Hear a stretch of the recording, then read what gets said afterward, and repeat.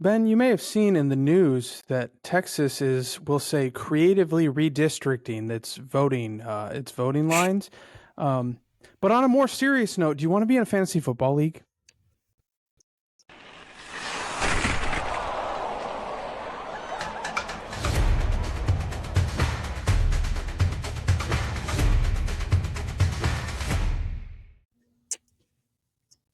Josh, I should explain myself. First of all, ladies and gentlemen, welcome to this episode of Cross Checking. We are a presentation, I guess, of Hope Lutheran Church and Good Shepherd Lutheran Churches in Friendswood, Texas, and Lake Orion, Michigan, respectively.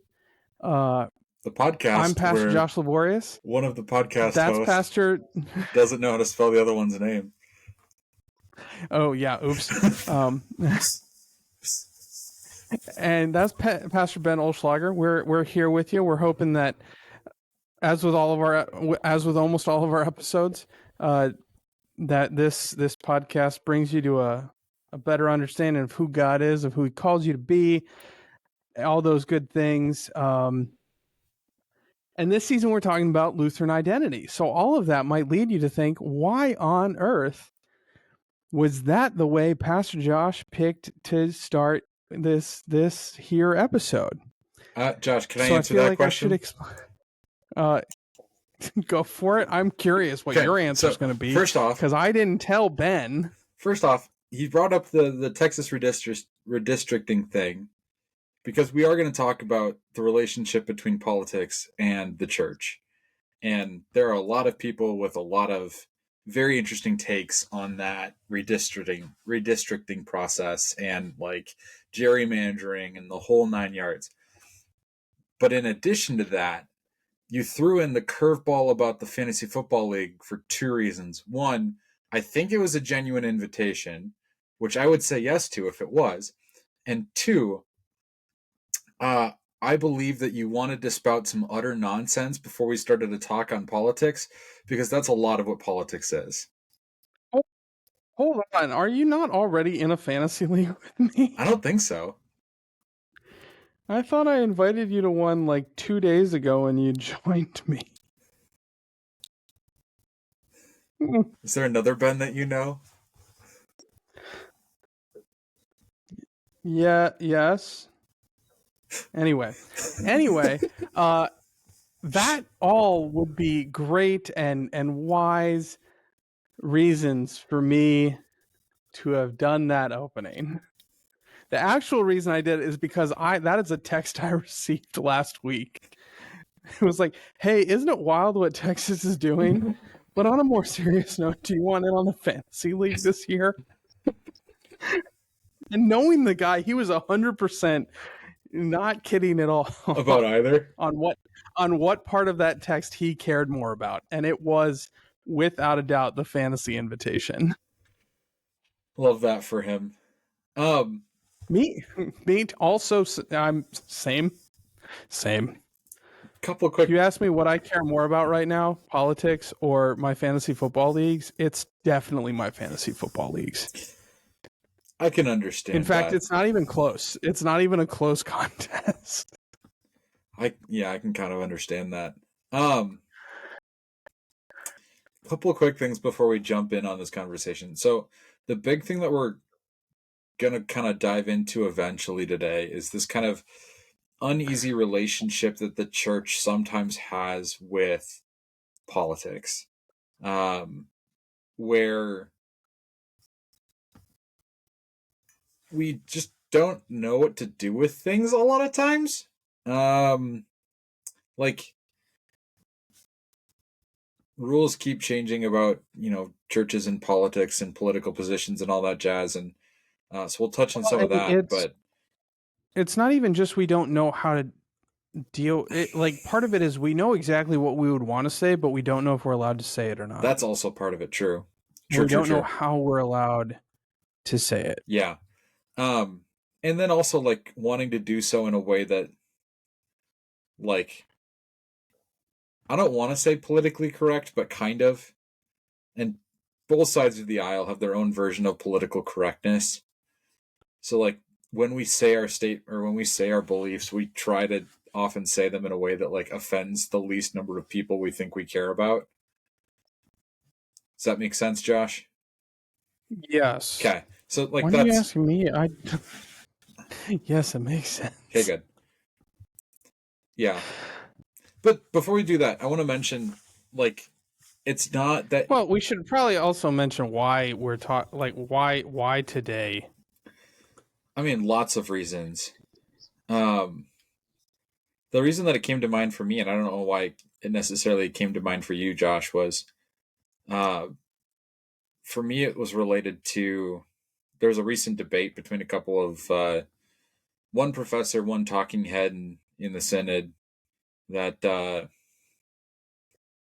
they were debating on the topic of Christian nationalism and the role of the church in politics. Um, from everything that I've seen, I didn't watch the debate, but from everything that I've seen, it was kind of a nothing burger of a debate. Um, I, I didn't see it either. I did see that one part of it was Joel Bierman, so I assumed and part of this is because I have a lot of respect for Joel Bierman. I really like the guy as a professor and as a just a person. So my assumption was it was either going to be like a split balance conversation or he was just going to destroy someone's everything. I feel like it ended up being more the first, and it wasn't even really a debate. They just kind of presented two options for how people think about Christian nationalism. They didn't Oh, really well, that's a good way to do it. they didn't really uh, dive too deep into the like here's what we think is wrong about the other party's position. So um, from that perspective, I think it seemed to be a reasonably good conversation, but I don't think that they really did a whole lot in terms of advancing the conversation. Anyway, so that's the thing. Josh, is that why it came to mind for you, or is it something else? No, so a little background for our listeners, I guess, that when we were starting this season, we brainstormed because we know we wanted to do a season about Lutheran identity. So we brainstormed different aspects of Lutheran identity. And now it occurs to me, I didn't ask which one of the two we're doing. But one of the things that came to mind for me during that list was just Lutherans have a weird relationship with politics, We're doing that one, by the which way. which is fair as to why it came today. That was honestly Ben said, "Hey, this is on our list." And I was like, "Sure, why not?" Um, I don't think there's a specific inciting event because, as you may be aware, you may not be, in which case you're about to be aware. Mm-hmm. I tend to kind of keep hands off politics. Not in that I'm hesitant to talk about issues. It's just I think very rarely in today's conversation is it actually about issues and the merit of different issues. It's often much more of a tribal conversation. So I have picked different tribes for myself that I go and get really excited about. One being the Nashville Predators. One being the Nashville Predators. So So like if you want to talk through what the faith has to say about a specific issue, I think that is entirely appropriate. And that's a good conversation to have as Christians. But if it's I think there are a lot of ways that conversation is less than helpful. So yeah. Yeah, that's kind of where we're coming from. And I don't know if I coined this phrase or if you coined this phrase, but I'm going to ask you anyway, Ben. So when we say Lutherans are weird about politics, what does that make you think of as far as how, especially in the context of this bigger conversation we're having about Lutheran identity, what do we mean when we say that? I think to me it means two things. So first, I think to kind of the general experience of Lutherans in the United States, like on both sides of the political spectrum, you have a denomination that leans a little bit either overtly too friendly with a certain political party, or um, maybe just like kind of subtly with like fringes leaning into that political party. So like I look at on the liberal side of things, you've got the ELCA, whose like doctrinal platform is basically the Democratic political platform to a T. That doesn't mean you won't find conservatives in the ELCA, but it's a lot harder to find. I think at the LCA, And it's I suspect it's also getting more and more difficult to find. oh yeah, with every just because they're getting more extreme. yeah, and their denomination as a whole really advocates for political activism, action, all these kinds of things out of their pastors, out of their lay people, yada yada yada yada. So you see a lot of people who are very politically active in the ELCA across the board. I mean, think of Tim Walz ran for vice president of the United States in the last election. He's ELCA, and I didn't know that until right now. So he's pretty outspoken about both things, his politics and his church body. So, yeah, like you anywho, yeah, you see that, and it's pretty well accepted within the LCA that that's going to be a thing. In the LCMS, you've got a little bit more like should we, shouldn't we kind of relationship with politics. By and large, you'll see a lot more similarity between like LCMS theology and a more conservative political bent. I won't necessarily say the Republican Party, because I feel like there's been so much change in the political like platform of the Republican Party over the last decade that I just don't know that I can speak to that accurately. But within like I think traditional conservatism, you would have seen a lot of LCMS people kind of lean that way. Yeah, well, and if you go back to a lot of our previous episodes, both our tendencies around talking through this stuff, but also the general take, it's fairly natural to see where it comes from, right? So as far as the hesitance to talk on it, frankly, I think even within our denomination that goes both ways, because you will get some pastors and certainly some lay people who are very, very, they love to talk about politics. Yeah, that's true. To what I would say is a fault. It has become an idol. Yeah, it's there's too much focus on it. Yeah, but then you also have the other extreme where if it is perceived as a political issue, we shouldn't talk about it. And the reality is that the faithful place is somewhere in the middle. Like there are things we should talk about because it has a direct intersection with our faith. And there are some things that you can still talk about them because you're allowed to think about things. You're allowed to talk about things, but we don't take it's not a hill we die on. It's not something we talk a lot about because honestly, our faith shrugs its shoulders and says, hey, who cares?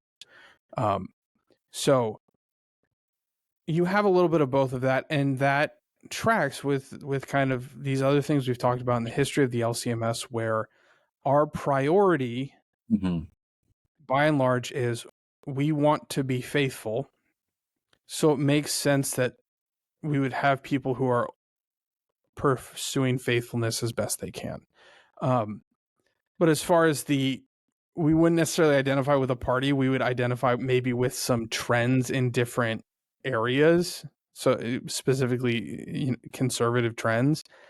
That makes a lot of sense because Lutherans love to nuance things. Also true. Like even within Lutheranism, we hold up our finger and we say, well, this is our specific version of it. Yep. And we love to give, like, even when it comes to communion, we have our own, like, here is our take. We don't like to just be grouped with people that aren't us because we're like, well, it's close, but Here's where our so when it comes to politics, it shouldn't surprise anyone that Lutherans' general take is, well, we kind of fit in this category, but ... Yeah. Here's where we draw ourselves our own little box over in the corner. And this is actually one place where I think this is a good thing. Yeah, for sure. Because the reality is either political party has issues from a Christian perspective. Both of them have their problems. And if you were to say, I am a diehard blank, and you identify really closely with a party over and above your faith, that is a problem. Mm-hmm. Because what we are called to be is faithful to Christ and his word and his gospel. So even if you like, you can prefer a political party one over the other. That is totally fine. But you always need, like, don't get so excited about it that you aren't willing to step back and say, it has its issues, though. Mm-hmm. And that is why when Lutherans talk about politics, they won't say we like the Republicans. They'll say we tend to be conservative. Mm-hmm. Because we don't like some of the things the Republicans do. Yeah. But our value system does tend to more closely align with conservative politicians. At least I should say it this way, at least in a lot of the issues that get the most press. Yeah. Yeah, and I should also note that that's something I think you'll see more from, like, pastors and probably even, like, church elders and people that spend more time really diving into Lutheran theology. Because I think if you polled the majority of the Lutheran Church Missouri Synod and just asked people who are, like, general people sitting in the pew, a lot of them would probably identify pretty strongly with the Republican Party because, we're a conservative church body and, like, full of conservative people, and that's the quote-unquote conservative party. Well, and to kind of dispel a reality, we believe, teach, and confess that homosexuality is still a sin. Yeah. And by and large, you cannot say that loudly and be affiliated with the Democratic Party. Same thing with we believe, teach, and confess that abortion is murder. Like, you can't say that. Like, I think there's one guy left in Congress who's a pro-life Democrat. He's one of my favorite people of all time. That isn't to say that we don't have Democrats in our congregation. You might be listening to it and say, and you can be. And we had classmates who were party members of the Democratic Party. So, because I want to make sure we're heard right on this. As pastors, I don't care who you vote for. I just care that you think about it. I do care that you think about it, and I do care that your faith is a priority for you as you are reflecting on these things. Yeah. So when you hear this, don't hear anything of the sort of, you're not welcome if you are of one party or another, or we don't value you any more or less because, like, don't mishear. All we're saying is we do hold some beliefs firmly because of where Scripture drives us. And the two we noted are watershed issues in politics right now. Mm-hmm. So all we are saying is if you hold to the scriptural truth about homosexuality, the scriptural truth about abortion, it becomes fairly difficult to identify closely with the Democratic Party. That is not to say that the Republicans don't have their share of issues. That is not to say that you have to be one or the other. It's just, because of where our theology drives us, it does tend to put us in one camp more often than it does the other. Yeah, and as Josh and I noted earlier, we love to nuance things as Lutherans, right? And you can... Ain't that the truth? You can nuance your way to saying, like, hey, I think the Democratic Party does a better job of handling the things around abortion that make, them even more of a pro-life party. Other life issues. Yeah. So, like, if you look at the general statistics over the last, 25 years of abortions in this country, they tend to go down under Democratic presidents because there's a lot more like social safety net kind of programs in place that people then feel comfortable, like, hey, if I lose my job or something, I know that I'll have what I need to take care of my kids. And so like there's that psychological aspect of it that some people see as a better benefit than just trying to like outright ban abortion, which is a, you know, national political just mess of an issue at the moment. So, you know, you're going to get people who find themselves on both sides of the fence. And Josh, if I may here for a sec, Oh, what? yeah, I just wanted Or to, on the and fence. that's fine. Yeah, absolutely. If I may for a moment, I'd love to give a little bit of history on. You're asking permission, but we both know you don't actually need That's it. true. I'm going to do it anyway. Nor would you care if I said no. You would still go and do your thing. Yeah. So, if I may, you goober. This is why I spelled the name wrong on your jersey. So, like, handful of things that I think kind of point to political involvement in the Lutheran Church. We can go all the way back to Luther. In Luther's day, he lived in the Holy Roman Empire, which was as close as you can really get to democracy in medieval Europe, because they actually had to vote for their king. But it meant that like individual rulers of the small city states in Germany had a fair amount of power, and Luther was able to play that for his safety and benefit and the ability to preach the gospel faithfully.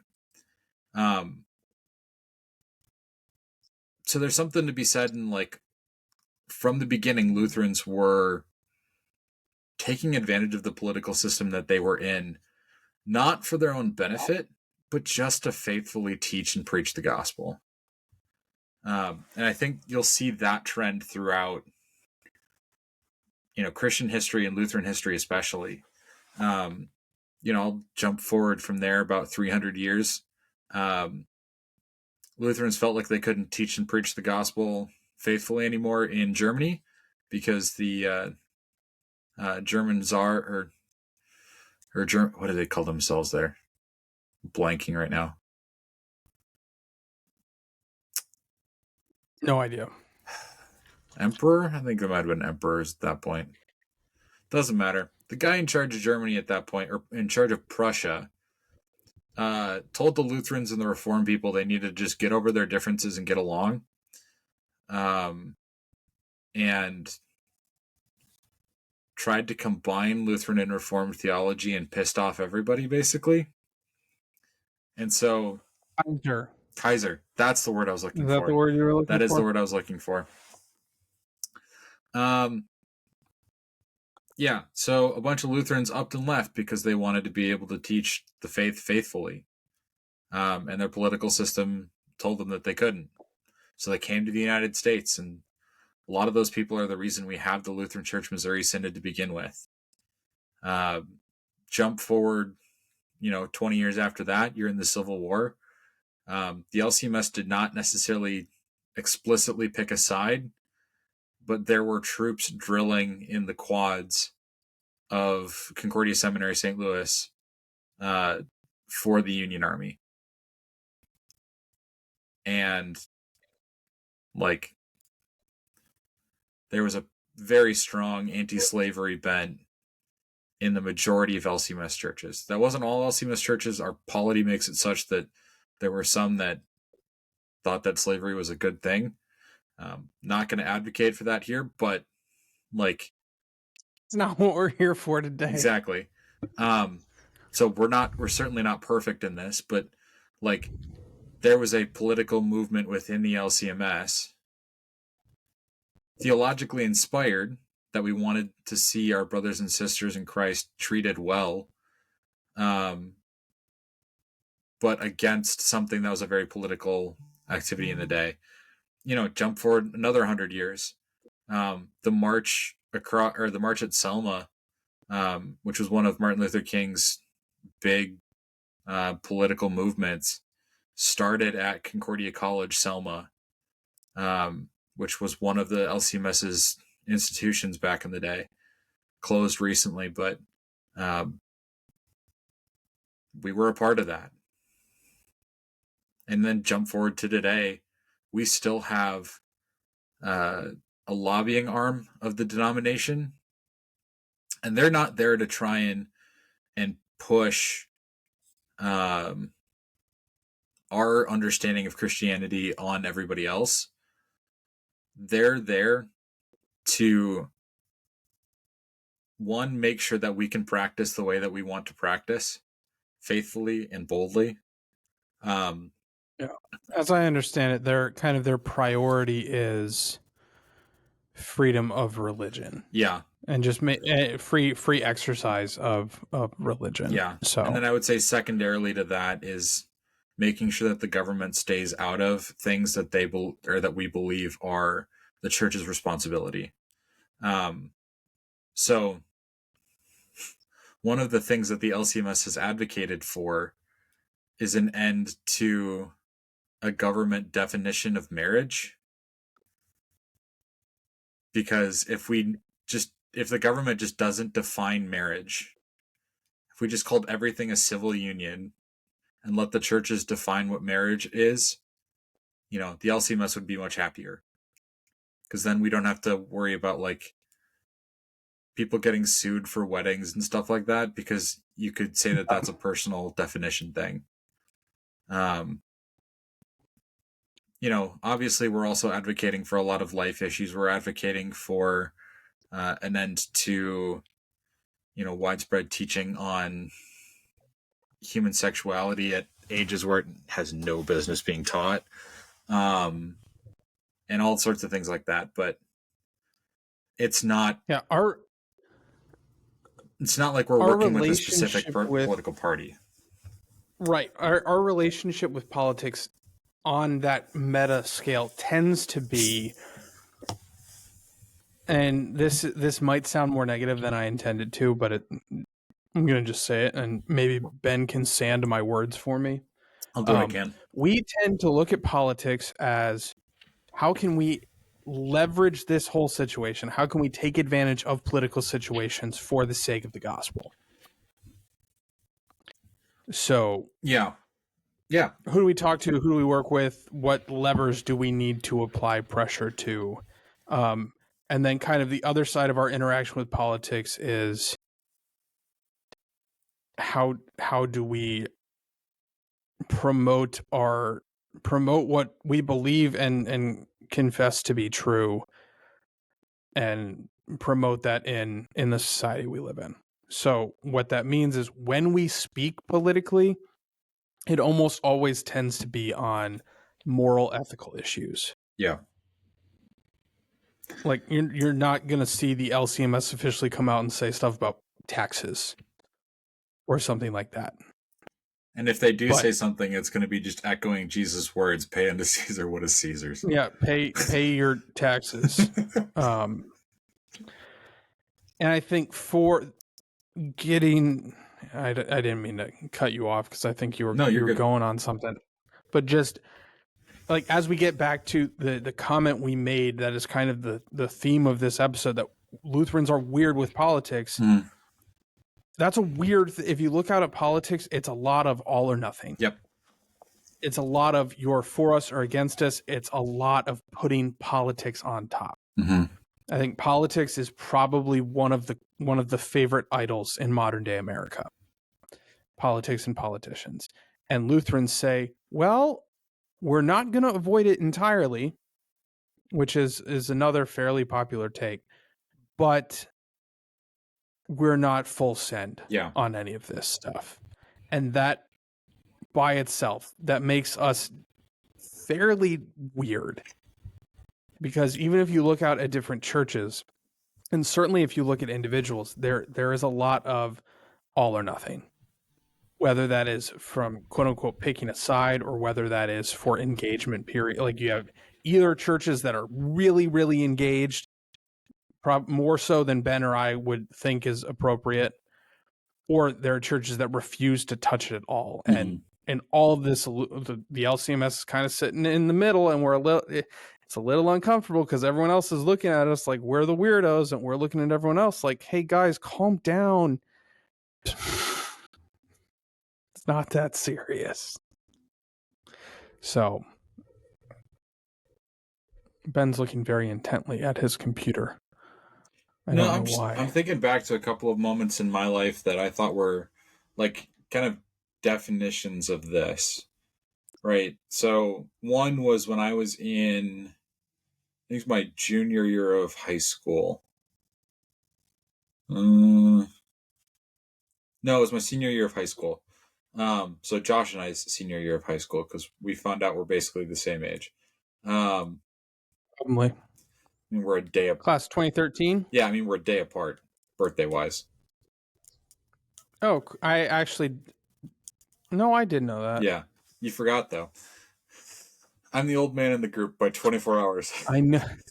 I know everything. I just can't remember it all at once. There you go. Makes us useless for trivia competitions, by the way. Yeah. We can never remember the important things. I got a whole bunch of random, not important knowledge though. Yep. If you want a Family Guy cutaway, I'm loaded. I am ready.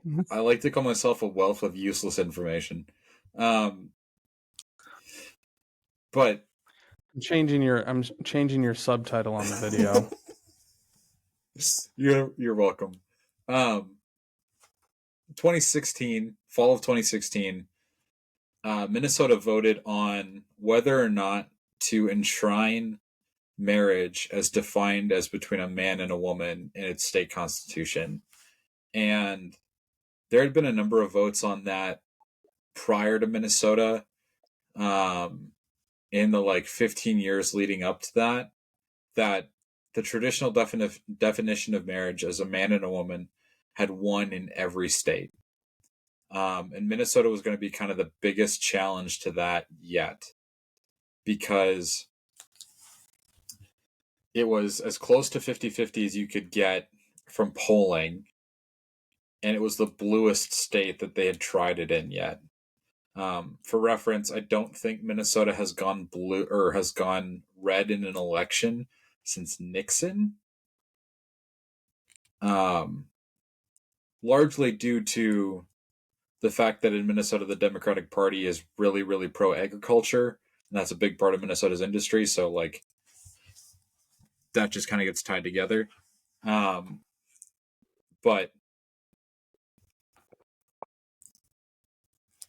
I remember a lot of dialogue on that issue that fall that really towed the border of, is this just a faithful conversation about this particular issue and the way that we approach it in the public realm and the political realm, or is this a political conversation? Are we trying to define marriage in our state constitution because we believe it's the right thing to do, or are we trying to enshrine the biblical definition of marriage in our state constitution because we want to force everybody to live the way that we think they should live? Are we doing this out of fear? Are we doing this out of love? That was the conversation that kept happening in my mind. And it was a really weird relationship for those, I think it was 3-4 months, where I saw a ton of commercials, and my pastor preached on it once, and there were a couple of Bible studies on church that kind of talked about the subject and all that kind of stuff. And it was weird. It made me feel weird, and wasn't great. And then Josh, I think you'll be able to echo this one a little bit. In the wake of the overturning of Roe v. Wade, a lot of different states had an abortion measure hit their ballots. I know you guys did when you were in California. Yeah. And we had one here in Michigan as well. And, I felt compelled to preach on it.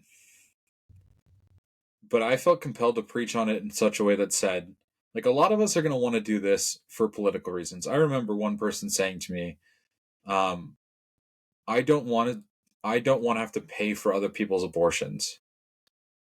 And like Not the reason we have problems with abortion. Yes. abortion. Exactly. Like if that is your We do have an issue. To be clear, we have an issue with abortion, but that is not yes. And not the problem. I echo the sentiment of I don't want to pay for other people's abortions, but that's because I don't want abortions to exist.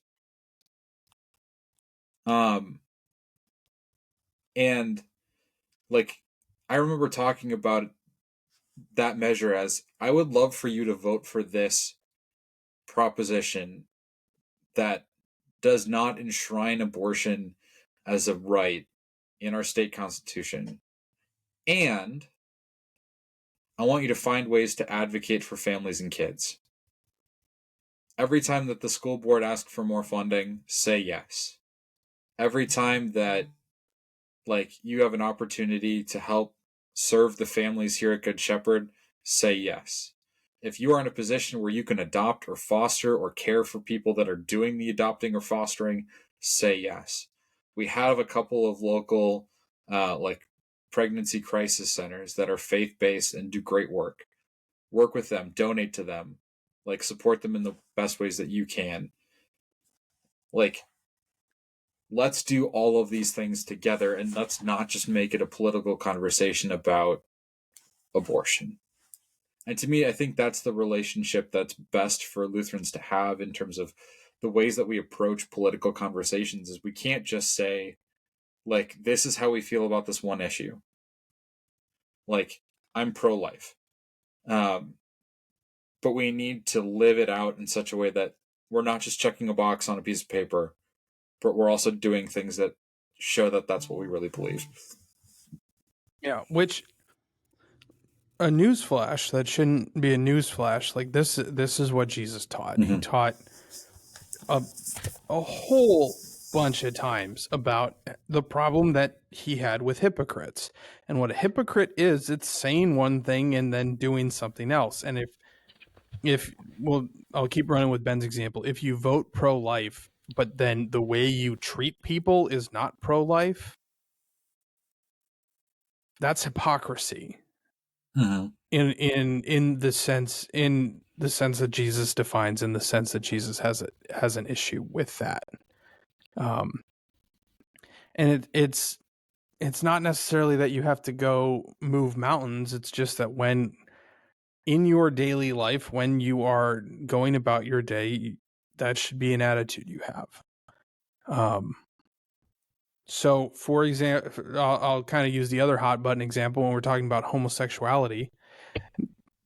Although it's not really a conversation that I think is as active as it once was. If you're voting to make sure marriage is defined as men and women, or in that vein, then as you are living your life, you should be supporting faithful marriages. Mm-hmm. You should be if you are married, you should be living faithfully in your marriage. When you can, you should do things that are going to help others build up their marriages. That means you should probably be actively involved if your church has marriage initiatives that you can fit into, that you can support, or that you can attend. You should be participating in those. Because if you're just saying, well, I want to make sure the definition of marriage stays right, but I'm not going to take any active steps to support marriage, including your own, there's a problem with that. Yeah. And I'm not saying that means you're making your political decisions for the wrong reasons, but it definitely invites those kinds of questions of why do you and I think maybe that's a good question to ask whenever you're thinking or talking about politics is what is driving you to the decisions or the opinions that you're making, that you're having. Mm-hmm. And what I invite people to ask is your faith informing your politics, or are your politics informing your faith? Did you pick your church because it is a church that supports your political position? Or are you picking your political position based on the teachings of your church? That order is really, really, really important. When you have a question about politics, do you say, well, what does my favorite conservative commentator think? Or do you say, what does the Bible think? Yeah.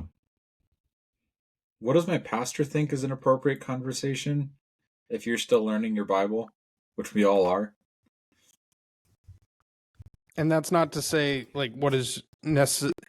When Ben says that, he doesn't necessarily mean what are your pastor's personal opinions. Yeah. It's what is your pastor's professional opinion. Yeah. Because if you come in, like if you were to come into my office and you're struggling with some political thinking and you want clarity on it, I'm going to point you to the Bible. And I'm going to ask you questions to help you think through it from a faith standpoint. I'm not necessarily going to share with you my personal opinions on. Now, granted, as far as I'm able, my personal opinions are consistent with faith, but I also have my own like personal opinions about things that aren't necessarily faith related. So like an example I used earlier was taxes, right? The faith says pay your taxes. So Pastor Josh says pay your taxes. Joshua Laborious has opinions on what the tax structure should be, but that is my personal opinion. That is not my office. So if you were to come in and you were like, I need help thinking biblically about taxes, I'd be like, okay, well, let's look at what the Bible says about taxes. And the summary of that is pay them. Mm. I'm not going to share with you. I'm not going to try and convince you of my opinions about how the tax code should be structured. I hope that example helps give some clarity to this. So when Ben says, go talk to your pastor, that's the context he means it in. Yeah. I assume in the professional capacity, not. And if you're buddy with your pastor and like your friends in addition to the office role, it might be, you might at some point get some insight into what his personal opinions are. But yeah, that's a different facet of that relationship. Yep. That fewer people have. I think that's a fair way of definitely a fair way of putting it. And there were there was a thought that popped into my mind while you were talking, and I can't remember what it was now. That's okay. It's gone.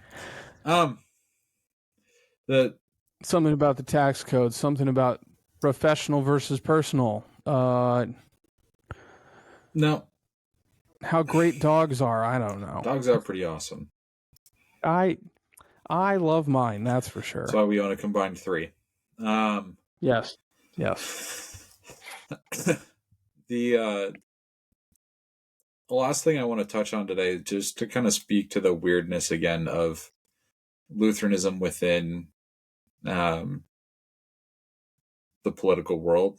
This is kind of 2 things. One, Josh, have you ever seen promotions for the group that used to be known as College Humor's show, Actually? Yes. They're the group is called Dropouts now, right? Yeah, Dropout. Yep. Yeah. Actually, I don't know what it is. It seems like just they say things and then the job of the quote unquote contestants is to correct those things in the most irritating way possible. That is, am I right? Basically 100% correct. And that is like the Lutheran. Actually. Exactly. It's like the Lutheran ideal. I think. Like it's Lutheranism in a game show. It really is, but for like comic book nerds rather than for theologians, because like that's how our conversation. Actually, a lot of Lutheran theologians are comic book nerds. That's also true. I mean, I guess it's not necessarily specifically comic book nerds. It's like everything that you can nerd out over, they will ask about. We need to send this to someone who is organizing the Follies at Concordia Seminary. And have them make it a game? Yes. Okay, I'm down. Do an actually at Green and Gold Follies. Yes. Do it. Yes. I have no personal connections at the seminary anymore, so I have a couple. I'll reach out to some people. But I think it would be really funny if they made the professors do it. So, Oh, so that the professors have to answer every question with actually. we're starting the cross-checking podcasting network today because we're gonna find someone who's gonna do this podcast. So that was one of the things that I was saying is like, we're weird in that because we're so nuanced, we're constantly correcting people who think they know what we believe but don't actually know what we believe. So, Which isn't my favorite part of our identity. No. Because no one likes the actually person. No. But we naturally turn into those It's people because super annoying we are picky to have that person in the conversation. Yeah. And we are that person. Absolutely. So apologies. Yeah. Apologies for that. And then the last thing, and this can even be my empty netter if you're ready for those. Oh yeah, let's shoot your shot, as the kids say. That's not at all what they mean, Josh. That's not at all what they mean. No, it's not. But that's not going to stop me from misappropriating it. Yep. So the other thing that I was going to bring up here, and this is from the great Jeff Gibbs, professor of ours at Concordia Seminary, St. Louis, wrote 3 wonderful tomes on the Gospel of Matthew, and just a wise quite man. Lengthy. But he once said in class, my wife won't let me put bumper stickers on my car, because if I do, it'll be a safety hazard. Because the second somebody sees a bumper that is pro-life, pro-environment, pro-family, which is for the traditional definition of marriage, and he specifically was for, and this one was the one that was more debatable, but he definitely had strong biblical arguments for his thought process, was pro-gun control. The people driving behind that car are going to be incredibly confused. What? And what's this guy doing? And his wife was just concerned that he would leave a trail of wrecked cars behind him on the highway. And he would have, because to this day, and I swear by it, everywhere I've lived, St. Louis drivers are the worst. Also true.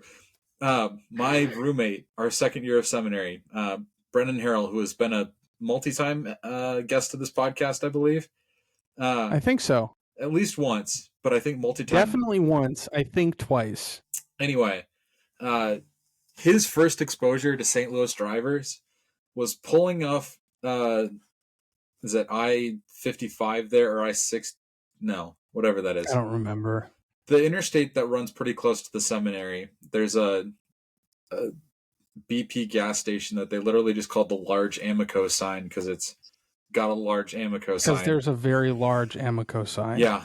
So he pulls off the highway there, and as he's getting off on the off-ramp there's a car sitting on the side of the road burning. And that's about all you need to know about St. Louis drivers.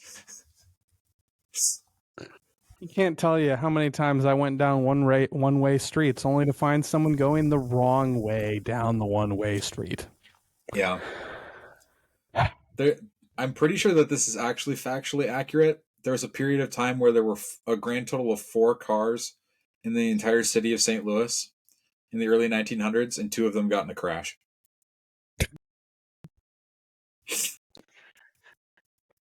In any case, my empty netter is to put your faith before your politics. What God has to say should matter more to you than what any politician, political party, or political commentator has to say. Amen. That is all. You may now move about the cabin. With that all said, brothers and sisters, thank you for joining with us for this episode, however long it ends up being after we cut out the dead space. Go in peace. Serve the Lord. Thanks be to God. Thank you for listening in to this episode of Cross-Checking, a ministry of Hope and Good Shepherd Lutheran churches, where we strive to deepen your understanding of the faith and help apply it to daily life. If this podcast is helpful to you, rate the podcast, subscribe to us on your favorite platform, and share it with others who might also gain something from it.